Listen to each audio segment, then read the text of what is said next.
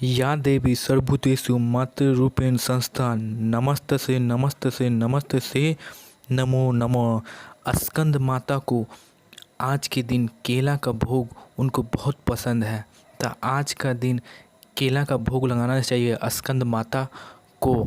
होगा। इस उत्तर चरित्र के ऋषि रुद्र देवता महासरस्वती अनुष्टुप चंद्र भीमा शक्ति ब्राह्मणी बीज सूर्य तत्व संवेद रूपम है। महासरस्वती की प्रसन्नता के लिए उत्तर चरित्र के पाठ में इसकी विनियोग का विधान है। जिनके कर कमलों में घंटा शूल हल शंख मूसल चक्र और धनुष बाण है। जिनके शरीर की दीप्ति शारदीय चंद्र के समान सुंदर है। जो त्रैलोक की आधारभूता और शुंभ निशुंभ आदि दैत्य का संहार करने वाली है। उन गौरी देवी की शरीर से उत्पन्न महासरस्वती देवी का मैं निरंतर स्मरण करता हूँ। ऋषि ने कहा, प्राचीन काल में शुंभ और निशुंभ नामक दानवों ने अपने बल के मद से चूर होकर इंद्र के हाथ से त्रैलोक्य का राज्य एवं यज्ञ भाग छीनकर अधिकृत कर लिया। वे ही दोनों राक्षस सूर्य चंद्र और कुबेर यम वरुण आदि देवों के अधिकार भी भोगने लगे। वायु और अग्नि का कार्य भी वे दोनों ही करने लगे। उन दोनों दानवों ने सभी देवों को पराजित अपमानित तथा राज्य च्युत करके उन्हें स्वर्ग से बाहर खदेड़ दिया। उन दोनों बलशाली असुरों ने अपमानित होकर देवताओं ने अपराजिता देवी का स्मरण किया। उन लोगों ने सोचा कि जगदम्बा ने हम लोगों को प्रसन्न होकर वर प्रदान किया था कि संकटापन्न स्थिति में तुम्हारे स्मरण में तुम्हें संकट मुक्त कर दूंगी। ऐसा निश्चय करके देवता लोग गिरिराज हिमाचल पर्वत पर जाकर भगवती विष्णु माया की स्तुति करने लगे। देवता ने कहा, देवी को नमस्कार है, महादेवी शिवा को हमारा सदैव नमस्कार है, प्रकृति एवं भद्र को प्रमाण है, नियम पूर्वक जगदम्बा को हम लोग प्रणाम करते हैं। रौद्र नित्य गौरी एवं धात्री को बारंबार नमस्कार है। ज्योत नामक चंद्र रूपिणी एवं सुख स्वरूपिणी देवी को सदैव नमस्कार है। शरण में आगतों की कल्याणकारिणी वृद्धि एवं सिद्धि रूपिणी देवी को हमारा बारंबार प्रणाम है। राजाओं की लक्ष्मी तथा सर्वाणी स्वरूपा जगजननी को हम प्रणाम करते हैं। दुर्गा संकटहारिणी सर्वसारभूता सर्वकारिणी ख्याति कृष्णा और धूम्र देवी को मेरा सतत प्रणाम है। अत्यंत सौम्य अत्यंत रौद्र देवी को हम बार बार प्रणाम करते हैं। जगत की आधार भूता कीर्ति देवी को पुनः पुनः हमारा प्रणाम है। सब प्राणियों में विष्णु माया के नाम से कही जाने वाले देवी को मेरा सतत नमस्कार है। सभी प्राणियों में चेतना कहलाने वाले देवी को मेरा अभिवादन है। सभी जीवों में बुद्धि रूप से निवास करने वाली देवी को मेरा बार बार प्रणाम है। सभी प्राणियों में निद्रा रूप में स्थित देवी को मेरा प्रणाम है। समस्त जीवों में सुधाग्नि रूप से विद्यमान देवी को मेरा प्रणाम है। सभी जीवों में छाया रूप से स्थिति, सभी प्राणियों में शक्ति रूप से स्थिति, सभी जीवों में कृष्णा रूप से स्थिति, सभी जीवों में क्षमा रूप से विद्यमान देवी को मेरा पुनः प्रणाम है। जो देवी सभी जीवों में जाति रूप से स्थित, लज्जा रूप से स्थित तथा शांति रूप से स्थित है, उन देवी को मेरा बारंबार अभिवादन है। सभी प्राणियों में श्रद्धा रूप से तथा कांति रूप से स्थिति देवी को मेरी नमस्कार है। जो सभी जीवों में लक्ष्मी रूप तथा वृत्ति रूप से विद्यमान है, उन देवी को मैं पुनः पुनः प्रणाम करता हूँ। सभी जीवों में स्मृति रूप से वर्तमान देवी को मेरा बार बार प्रणाम है। जिन देवी की सभी जीवों में दया तथा तुष्टि रूप से स्थिति है, उन देवी को मेरा प्रणाम है। जो देवी सभी प्राणियों में मृत तथा भ्रांति रूप से विद्यमान है, उन्हें मेरा बार बार नमस्कार है। जो देवी समस्त जीवों के इंद्रिय वर्ग की स्वामिनी तथा सभी प्राणियों में व्याप्त रहने वाली है, उन्हें मेरा नमस्कार है। जिन देवी को इस सृष्टि में चैतन्य रूप से व्याप्ति है, उन देवी को मेरा प्रणाम है। प्राचीन काल में अपनी इष्ट सिद्धि की पूर्ति होने से देवों ने जिनका स्तवन तथा देवों के राजा इंद्र ने बहुकाल तक जिनका सेवन किया, वह कल्याणकारिणी ईश्वरी हमारा हित तथा मंगल करे तथा मेरी सभी आपदाओं का निवारण करे। जिन परमेश्वरी को हम सब देवगण दैत्य द्वारा त्रस्त हो इस समय प्रणाम करते हैं, जो अभियुक्ति वाले पुरुषों के स्मरण करने से समस्त संकटों को तत्काल टाल देती है। वे जगदम्बा हमारे संकट को नष्ट करे। ऋषि बोले, हे राजन, देवताओं को इस स्तुति पाठ के समय गंगा स्नान वहाँ श्री पार्वती देवी आई हुई थी। उन सुंदर भीकुटी वाली भगवती पार्वती ने देवताओं से प्रश्न किया, आप लोग यहाँ किसकी स्तुति कर रहे हैं? तब उन्हीं के शरीर कोश से उत्पन्न हुई शिवा देवी ने कहा, युद्ध में निशुंभ दैत्य से पराजित तथा शुंभ से अपमानित होकर ये समस्त देवता मेरी ही स्तुति कर रहे हैं। पार्वती जी के शरीर कोश से अंबिका देवी की उत्पत्ति हुई थी, इसलिए वे इस त्रैलोक्य में कौशिकी नाम से संबोधित की जाती है। कौशिकी की उत्पत्ति के बाद पार्वती देवी का शरीर काले रंग में परिवर्तित हो गया। ये अर्थ वे हिमालय पर रहने वाली कालिका देवी के नाम से प्रसिद्ध हुई। इसके पश्चात वहां शुंभ निशुंभ के भृत्य चंड मुंड ने आकर परम मनोमुग्धकारी रूप वाली अंबिका देवी को देखा। देवी को देखकर वे शुंभ दानव के पास जाकर बोले, महाराज, मैंने हिमालय पर एक अत्यंत रूपवती स्त्री देखी है, जिनकी क्रांति से हिमालय उद्रसित हो रहा है। वैसा अनिद रूप कभी किसी ने नहीं देखा होगा।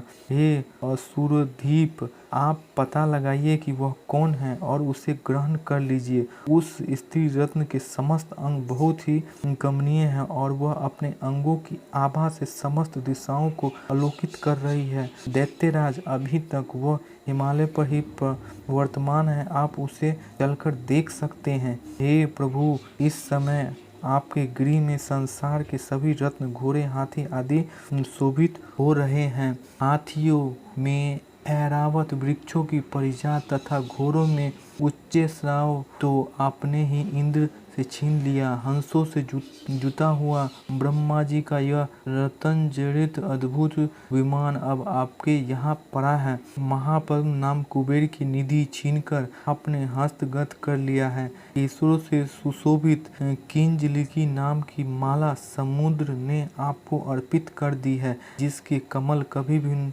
नहीं कुम्हलाते और सदा हरे भरे रहते हैं। सोना बरसाने वाली वरुण देव का छत्र भी आपके घर में शोभित हो रहा है तथा प्रजापति का यह उत्तम रथ भी आपके पास उपलब्ध है। हे दैत्य, मृत्यु की उत्पत्ति नामक शांति भी अपने अपने अधिकार में ले ली है तथा वरुण का पास और समुद्र गर्भ के अनेकों रत्न आपके अनुज निशुंभ के पास है। अग्नि ने स्वतः शुद्ध किए हुए 2 व्रत आपको अर्पित किए हैं। हे दैत्यराज, इस प्रकार आपने समस्त रत्नों का संग्रह कर लिया है, फिर यह स्त्रियों की रत्नमयी देवी को आपने क्यों छोड़ रखा है? इसे भी आप अपने अधिकार में कर लीजिए।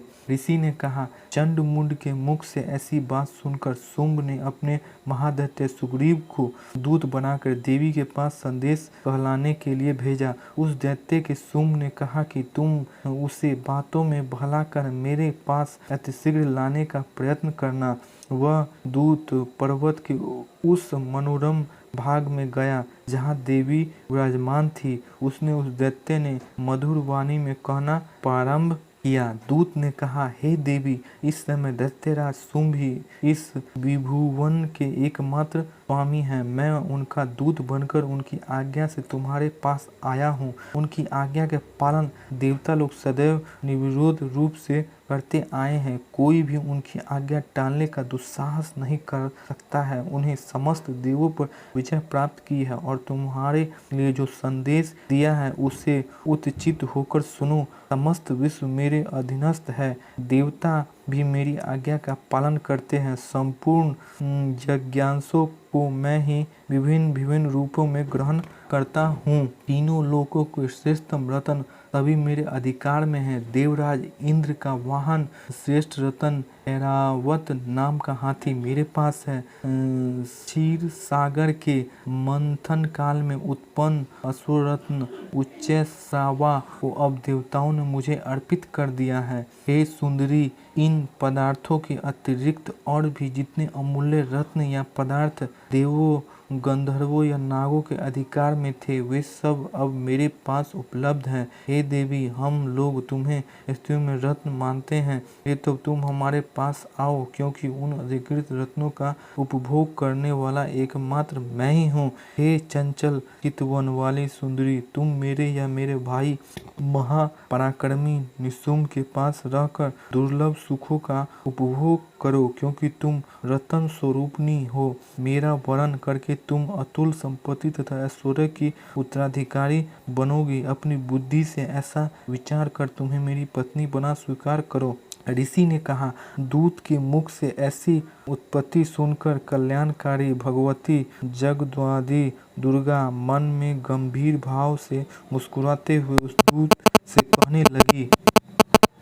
देवी ने उस दूत को संबोधित करते हुए कहा, हे दूत, तुमने जो बात कही है वह बिल्कुल सत्य है, इसमें कुछ भी मिथ्या नहीं है। शुंभ तीनों लोकों का इस समय स्वामी और उसका भाई निशुम्भ भी उसी के सदृश पराक्रमशील है, किंतु इस विषय में मैंने पहले तो प्रतिज्ञा ठान ली है, उसे मैं किस प्रकार तोड़ सकती हूँ। मैंने अपने अल्पज्ञता के कारण जो प्रतिज्ञा कर रखी है उसे तुम्हें सुनाती हूँ। मेरी प्रतिज्ञा है कि जो भी प्राणी मुझे समर में पराजित करे, जो मेरे अभिमान का खंडन करेगा तथा जो मेरे ही समान पराक्रमी तथा साहसी होगा, वही मेरा स्वामी बन सकेगा। इसलिए महादेव शुंभ या निशुम्भ स्वयं ही जब यहाँ आकर मुझे पराजित कर दे तो मेरा विवाह उनसे हो सकता है, इसमें विलंब करना उचित नहीं है। तब देवी ने दूत ने कहा, हे देवी, तुम मेरे सामने ऐसी अभिमानपूर्ण बातें न करो।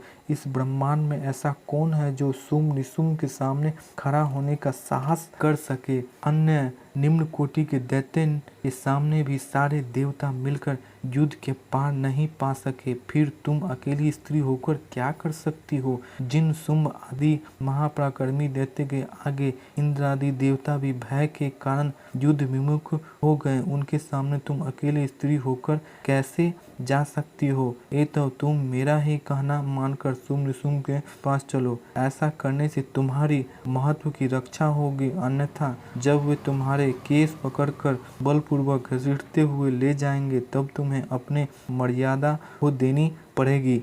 दूत की बात सुनकर देवी ने उत्तर दिया, तुम्हारा कहना उचित ही है। शुंभ निशुम्भ निसंदेह बलवान और पराक्रमी सदैव है, किंतु मैं क्या करूं। मैंने पहले बिना सोचे समझे ही ऐसा प्रतिज्ञा कर ली है, तो उसे कैसे भंग करूं। ए तब अब तुम वापस लौट जाओ और अपने स्वामी से मेरी कही हुई बातें आदरपूर्ण समझाकर कहो, उनके बाद वे जैसा उचित समझे वैसा करेंगे। इस प्रकार मार्कंडेय पुराण के सर्वपौराणिक महत्व कथा के अंतर्गत देवी महत्व के वर्णित दूत संवाद नामक 5वां अध्याय समाप्त हुआ।